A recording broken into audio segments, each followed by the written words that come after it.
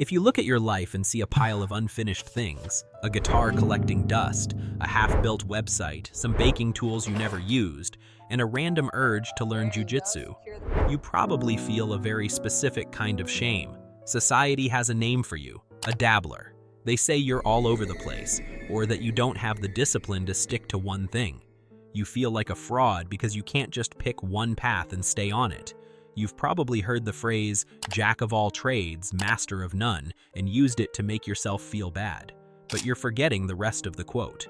The full version goes, "A jack of all trades is a master of none, but oftentimes better than a master of one."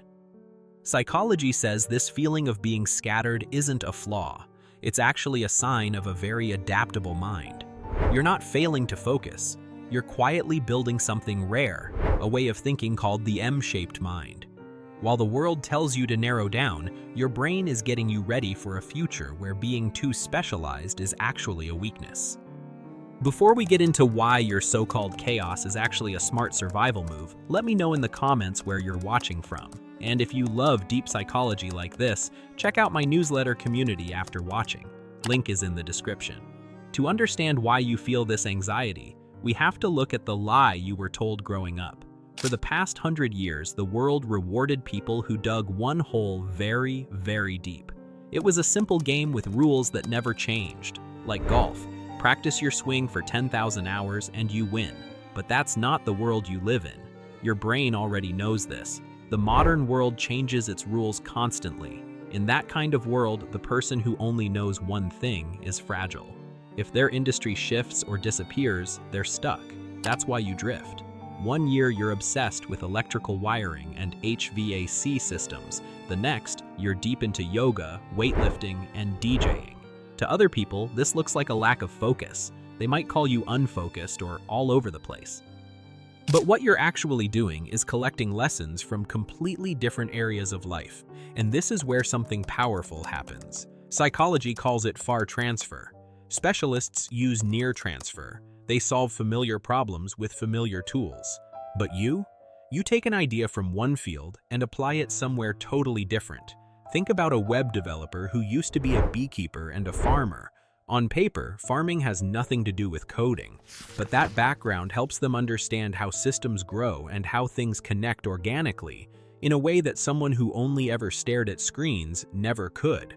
They're not just writing code. They're growing an ecosystem. That's far transfer. That's real innovation. You feel like a fraud because you're not the best at any single thing, but you're missing the point. Your value isn't in how deep you go in one area. It's in how well you connect different areas together.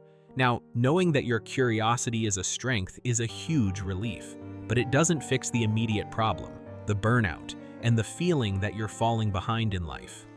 You see people your age becoming senior managers or lead engineers, and you feel like you're still at the starting line because you keep changing direction. This happens because you're misreading the shape of your own potential. You're not T-shaped, general knowledge with one specialty. You're M-shaped.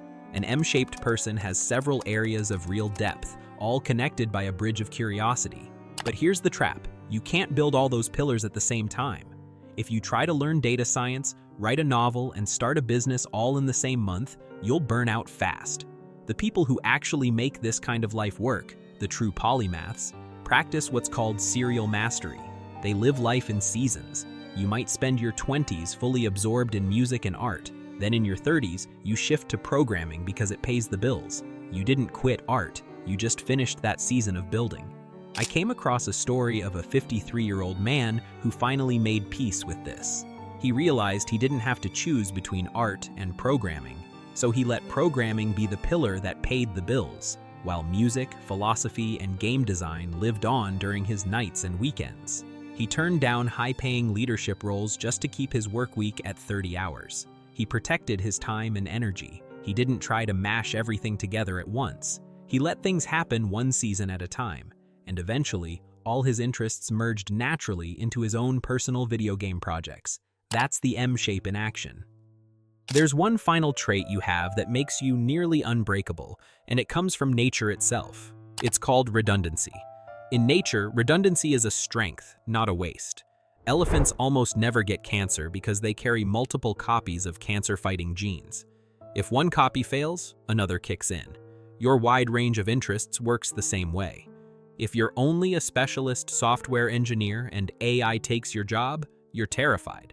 But if you're a software engineer who also knows electrical wiring, can fix HVAC systems, and teach English, you're unbreakable. No matter what happens to the economy, technology, or the job market, you've always got another move ready. You haven't been wasting time. You've been building a safety net. So stop feeling bad about your graveyard of hobbies.